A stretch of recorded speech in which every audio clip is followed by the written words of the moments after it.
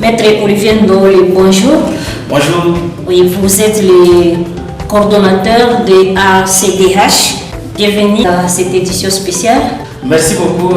Merci aussi pour cette édition dédiée au droit vert. Aujourd'hui, nous sommes juste auprès de vous pour parler d'une question qui est très simple, mais aussi qui concerne votre association que vous-même vous avez créée pour défendre les droits de l'environnement. ACDH, si on peut savoir à quoi consiste ACDH et comment les décider. Ah oui, en fait, l'ACDH c'est une organisation des droits congolais, une organisation qui a été créée depuis des années. Je suis un des cofondateurs. C'est une organisation qui a pour mission la sauvegarde de l'environnement et les droits de l'homme.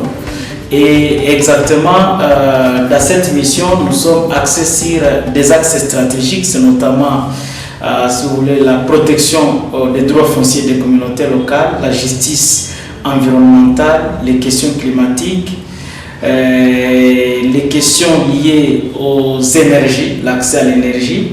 Et l'autre aspect spécifique aussi, ça concerne les défenseurs environnementaux et les défenseurs des droits fonciers. Mais également aussi un axe stratégique par rapport à la transition énergétique et l'accès à la justice en matière de la faune et flore sauvage. Voilà un peu globalement ce dont je peux dire, mais aussi il y a l'autre axe, c'est par rapport aux réformes juridiques institutionnelles et il y a une incidence sur le foncier, sur le régime foncier, le régime de pêche et aussi le régime de l'énergie durable. Aujourd'hui, nous sommes là, c'est juste pour parler d'une lettre que vous avez écrite au gouvernement et vous avez dit que vous avez assigné le gouvernement. Ouais. Pouvez-vous nous parler de cette assignation par rapport au crime environnemental, par rapport des inactions climatiques, par rapport à d'autres thèmes que vous-même vous avez constatés dans l'environnement? Oui, exactement. L'ACDH, comme une organisation de défense de l'environnement qui a cette mission et qui est partenaire de l'État congolais, a constaté avec vous, avec toute la population congolaise, qu'il y avait en quelque sorte une responsabilité de l'État congolais en matière non seulement de protection, si vous voulez, climatique. Il y a aussi la protection de la faune et flore sauvage, mais également aussi la mise en place des mécanismes non seulement institutionnels, légaux, mais aussi d'autres mécanismes en termes opérationnels pour protéger les parcs nationaux et en l'occurrence pour le Nord Kivu, c'était le parc national de Virunga. Avoir la situation catastrophique actuelle que traverse le parc national de Virunga, avoir aussi, si vous voulez, l'augmentation non seulement de la chaleur, mais aussi les inondations autour du parc national de Virunga et aussi d'autres communautés ou d'autres entités qui sont en train de subir, si vous voulez, l'insécurité, les effets de l'inaction climatique du gouvernement. Nous avons estimé qu'il était nécessaire, non seulement nécessaire, mais aussi urgente, à ce que nous puissions amener la République par devant le tribunal à travers une assignation environnementale.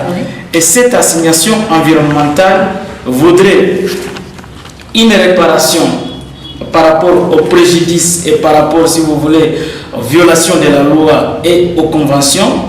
La République puisse s'expliquer, puisse donner les informations d'intérêt public, les informations liées à la participation citoyenne conformément aux lois et aux textes que nous avons, et par rapport à ces missions et aux objectifs de développement durable, que la République puisse donner des responsabilités et que le tribunal, c'est-à-dire le juge congolais, puisse situer la responsabilité de la République démocratique du Congo par rapport à cela. Voilà un peu un certain nombre, si vous voulez, d'objectifs que nous avons assignés et nous avons, parce que comme vous le savez, l'action climatique, il n'y a pas de réparation. Il n'y a pas vraiment de frais que vous puissiez exiger pour réparer les préjudices subis par rapport aux questions climatiques.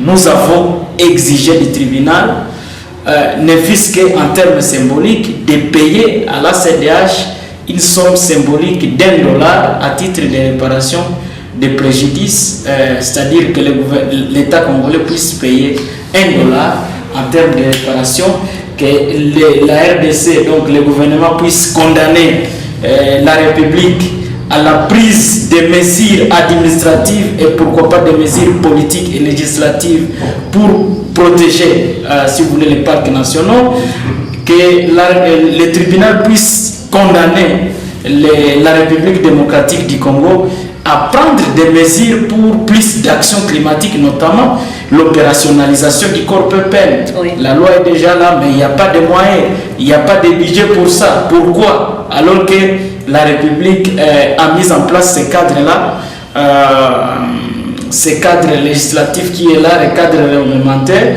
et c'est pour cette raison que nous avons saisi, si vous voulez, le tribunal, pour que le tribunal puisse condamner la République démocratique du Congo à toutes ces mesures dont, je crois, l'assignation, vous allez l'exploiter. Oui, par rapport à tout cela, comment la population va comprendre? Je pense que la population pourra comprendre dans la mesure où, d'abord, vous êtes là, la presse, vous êtes en train de faire un travail exceptionnel par rapport à l'accès à l'information d'intérêt public, la participation citoyenne dans le cadre de la justice climatique, dans le cadre de si vous voulez, du contrôle citoyen, de l'effectivité des mesures et des normes climatiques qui sont là. C'est pour prévenir, si vous voulez, les risques climatiques.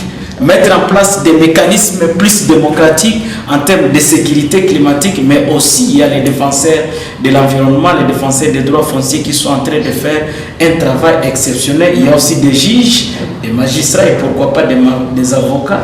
Et la République aussi qui est en train de mettre en place des lois, des normes.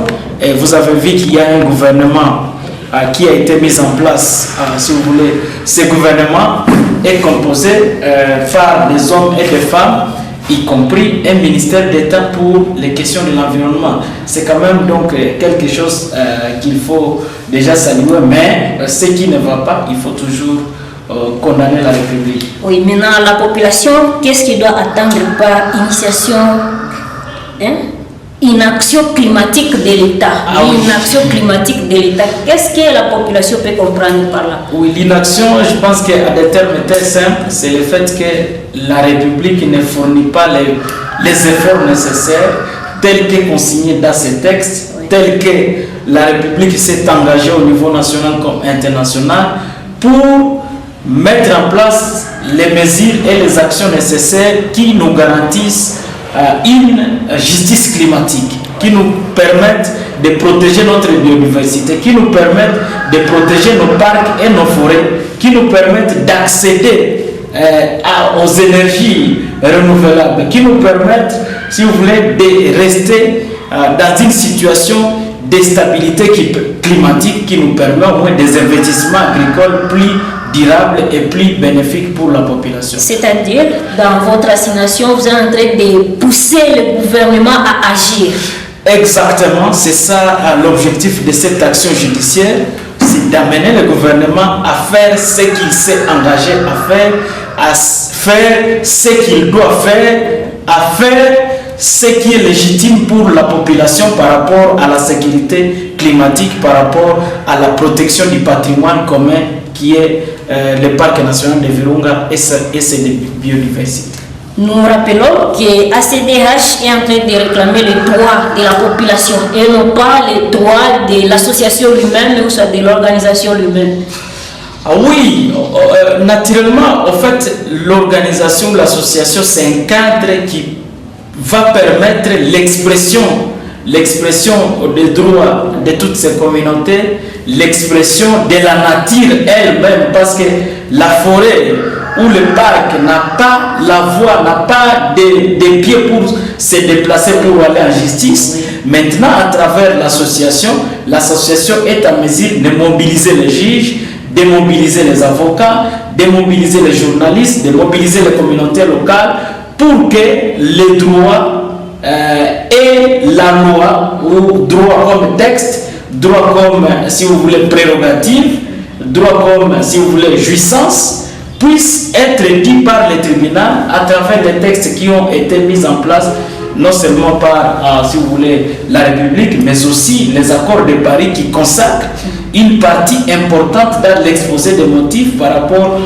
si vous voulez, au droit pour les communautés locales de jouir d'une justice climatique. C'est de cela, nous sommes en train juste de traduire cela en termes, si vous voulez, de réalité, oui, au-delà du texte et au-delà, si vous voulez, des réalités scientifiques. Je vais dire, nous vous félicitons d'abord l'association par rapport à ce qu'il a déjà fait dans la communauté, aider quand même les pêcheurs à annuler je peux dire, une arrestation, soit une loi qui a été mise à leur défaveur, c'est une très bonne chose. Alors maintenant, par rapport à cette assignation, qu'est-ce que la population va faire aujourd'hui concrètement pour essayer de réaliser votre appel? Oui, je pense que ce qui est là, c'est que, comme on l'a toujours dit, comme vous le savez, nous, au niveau de la CDH, nous soutenons les efforts de tous ces défenseurs paysans, les défenseurs des droits de l'environnement et des droits fonciers. Comme vous le savez, la plupart, c'est-à-dire presque à 90%, ce sont des paysans, ce sont déjà vivants au niveau rural. Et nous savons qu'ils sont en train de faire un travail exceptionnel et les efforts par rapport à la question de l'avenir de la justice climatique reposent sur leurs épaules. Et donc, c'est à premier lieu à eux que nous devons donc nous adresser. Nous savons que leur mobilisation, leur efficacité, si vous voulez, appel à l'action constitue un des piliers les plus importants pour arriver à concrétiser le rêve d'un monde où la question de justice climatique et la question de la sauvegarde sociale est beaucoup plus privilégiée. Donc nous appelons encore une fois la population et tous ces défenseurs à se mobiliser comme un seul homme pour beaucoup plus réaliser toutes les activités nécessaires par rapport à la sauvegarde non seulement des droits des communautés locales, la question de la transition juste, mais aussi la protection de nos forêts selon les normes et selon nos droits légitimes. Et l'autre aspect, c'est de forcer la justice. Si nous voulons avoir nos droits, nous devons forcer la justice à dire les droits. Il faut tenter et amener les actions judiciaires devant les cours et tribunaux. Nous ne serons pas là en train de juger les cours et tribunaux, les magistrats, les OPJ d'inaction sans que nous puissions amener des cas et les tester, voir si il faut dire les droits. Amener les droits, amener, si vous voulez, des cas, et puis il appartient maintenant aux instances judiciaires de dire les droits tels que le droit est mis dans nos codes. Nous savons qu'on dit seulement les droits pour des problèmes coutumiers, des conflits fonciers. C'est le problème du climat aussi, on peut dire des droits. Exactement, c'est pourquoi il y a des lois sur la justice climatique, c'est pourquoi il y a ces accords de Paris qui sont là. Et ces accords, pour que ces accords aient un sens élevé, il ne faut pas les laisser au niveau, par exemple, des scientifiques. Okay. Il ne faut pas les laisser seulement au niveau, par exemple, des, si vous voulez, des universités. Il faut amener ces droits-là au niveau des communautés. Et la communauté peut participer à la création et à la révolution de ces droits climatiques à travers les cours et tribunaux. Et pourquoi pas même, quand vous dites, par exemple, au niveau, si vous voulez, d'instances coutumières, il y a toujours des cas. C'est vrai, peut-être on ne les identifie pas ou on ne les qualifie pas de droits donc de contentieux climatiques, mais lorsqu'il y a par exemple une entité coutumière, des entités coutumières qui se disputent une rivière, oui, qui se disputent un contrôle, si vous voulez, par rapport à une ressource clé, et qui a une incidence sur les questions d'urgence climatique ou sur la sauvegarde des intérêts des communautés locales. Il s'agit là déjà d'un contentieux climatique, mais devant un débat qui est situé au niveau, par exemple, des instances coutumières. Le fait que, par exemple, ce qu'ils appellent comment l'entité là chargée de résoudre les conflits entre les chefs coutumiers se penche sur une question. D'ailleurs, il y a une jurisprudence par rapport à cet organe qui est situé ici dans la province pour aller vérifier les contentieux par rapport au pouvoir coutumier qui avait rendu une sentence ne reconnaissant pas sa compétence de se prononcer sur une requête les saisissant par rapport à un chef qui s'est déclaré être chef de la localité au niveau de Tchavignongue. Et les chefs coutumiers ont estimé que Tchavignongue étant un site ou si vous voulez, enclave de pêche située dans le parc, ce n'était pas à leur niveau de statuer sur pareille situation du fait qu'il s'agit d'une aire protégée relevant de la loi sur la conservation de la nature, et donc c'est l'ICCN qui avait mandat de gérer cet espace-là. Oui. C'est déjà quelque chose, c'est vrai, qui rentre dans le cadre des règlements de contentieux liés au pouvoir coutumier, mais qui a une incidence par rapport à la question de la justice environnementale et la justice climatique, et pourquoi pas même la conservation. Donc, je pense que la question climatique, c'est une question qui n'est pas seulement, si vous voulez, dans les codes ou dans les, si vous voulez, dans les codes que nous avons, ou par exemple au niveau de l'ICCN ou peut-être au niveau de l'accord de Paris. C'est quelque chose qui est transversal, qui nous appelle, si vous voulez, nous tous à nous mobiliser. Par exemple, les femmes déplacées qui sont en train de souffrir, si vous voulez, par rapport à cette question, par exemple, non seulement la sécheresse du fait de leur investissement agricole, mais aussi la difficulté d'accès à l'eau, et pourquoi pas même d'autres, si vous voulez, problématiques par rapport au droit à un environnement. C'est dans les cas des déplacés, comme vous le savez, vous avez eu à faire de couverture là-dessus. Je pense que ce sont des questions qui sont des fois liées, si vous voulez, à notre irresponsabilité historique. Et je pense que nous devons, nous tous, que ce soit la population, les associations, les secteurs publics, nous devons éviter que nous puissions être jetés un jour dans la poubelle de l'histoire du fait que nous n'avons pas fait ce que nous pouvons faire. Et c'est pour cette raison que nous avons donc amené la République démocratique du Congo devant ces cours et tribunaux pour que les cours et les tribunaux puissent examiner la responsabilité de l'État congolais par rapport à cette inaction, l'interpeller, les condamner à plus d'actions, à plus, si vous voulez, d'activités qui puissent donc permettre non seulement le respect des lois que nous avons, les accords qui existent, mais aussi respecter cette entité publique qui donc nous n'avons pas, parce que nous avons saisi la justice, parce que nous n'avons pas la qualité, la compétence pour intimer l'ordre, si vous voulez, à l'État congolais. Mais en tant que citoyen, le fait que nous jouissons des droits inscrits dans nos lois par rapport à la participation citoyenne, par rapport, si vous voulez, au droit, si vous voulez, de contester tout ce qui ne marche pas par rapport à la question, si vous voulez, climatique. Le fait que nos lois nous donnent le pouvoir de saisir la justice et demander de se constituer partie civile dans une affaire relevant de ce domaine, nous avons jugé qu'il était donc utile de saisir la justice.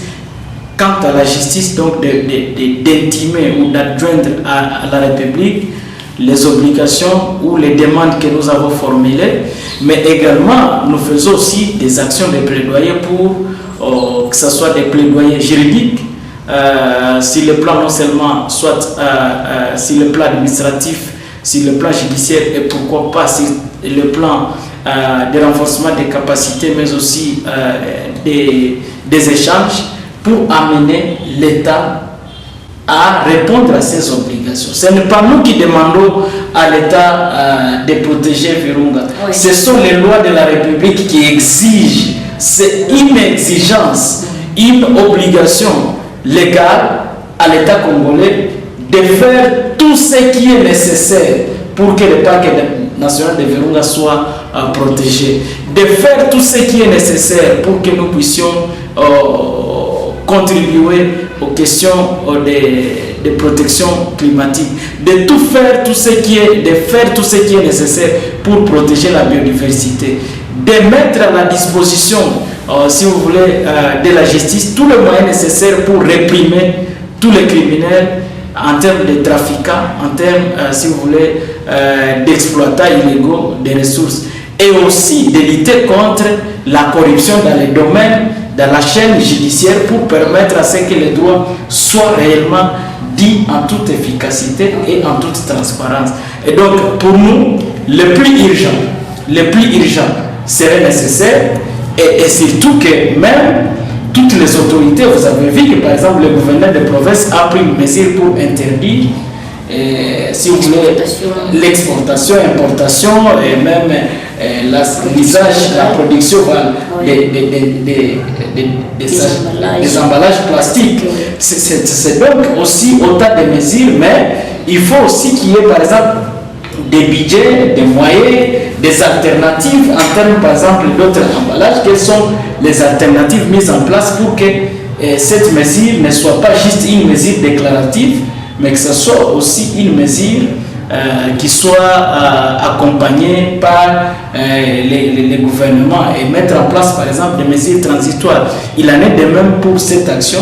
Par exemple, qu'est-ce qu'il faut vraiment pour que par exemple les corps PPN soient opérationnels? C'est juste des moyens. Est-ce que le budget qui a été adopté, les programmes du gouvernement actuel, est-ce qu'il a mis en place des mesures nécessaires en termes de budget, en termes, si vous voulez, institutionnels, en termes réglementaires, qui vont permettre à ce que les parcs nationaux soient protégés? C'est autant, je crois, des questionnements que nous nous posons et sur lesquels on va travailler, parce que si déjà dans les programmes du gouvernement, la question climatique, la question foncière, la question énergétique n'est pas une priorité pour le gouvernement, assurément que nous allons devoir l'interpeller par toutes les voies appropriées, les voies légitimes qui sont mises en place pour appeler le gouvernement à plus d'action et à plus, si vous voulez, d'action en termes d'appendices pour le programme, pour que nous ne puissions pas subir des questions évitables. Oui, le gouvernement souminois a essayé de budgétiser aujourd'hui la biodiversité et le changement climatique dans ce programme. Pensez-vous que c'est un pas en avant pour les Congolais, ou soit ça peut essayer de résoudre tant de problèmes sur le climat? Je pense que le fait qu'il y a déjà cette volonté qu'on inscrit d'abord cela, même si ce n'est pas suffisant, c'est déjà quelque chose à encourager. Ouais. Mais nous voulons beaucoup plus, et nous ne voulons pas beaucoup plus d'actions qui veulent seulement peut-être rendre plaisir ou faire voyager non seulement les gens, mais aussi peut-être aussi faire plaisir à la communauté internationale. Ouais. Mais il faut que ça soit une action prise avec conscience et avec responsabilité et transparence, ouais, dans le cadre de donner des solutions par rapport aux problèmes qui se posent. Parce qu'il y a des problèmes. Si on reconnaît qu'il y a des problèmes, les inondations qui se font à Kinshasa, c'est en pleine capitale. Actuellement, par exemple, vers Kalemi, toutes les routes sont devenues des lacs. Si vous allez vers Ouvira, dans les tronçons là, vers Bujumbura, c'est la même chose. Mais il faut beaucoup plus d'action. Que fait le gouvernement par rapport à tout ça? C'est là où peut-être nous aurons à évaluer si réellement il y a eu un budget ou s'il y a une volonté. Mais la volonté ne se décrète pas seulement à travers des écritures dans un programme, mais je pense que pour nous, c'est plus l'action, la réalité sur le terrain qui pourra donc traduire cela. Et l'autre aspect peut-être, c'est cette complémentarité et manque l'absence peut-être d'une contradiction. Parce que d'une part, par exemple, on